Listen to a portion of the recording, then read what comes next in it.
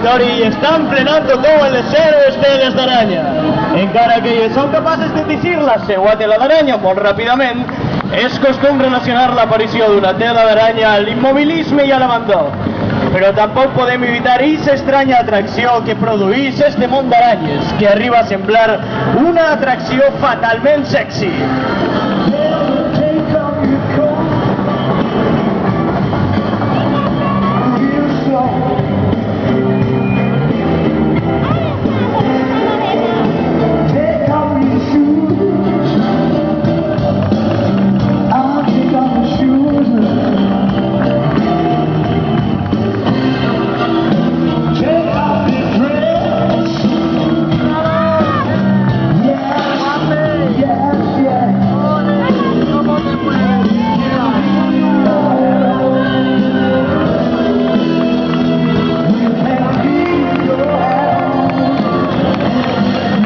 Comparsa un bosc ple de màgia.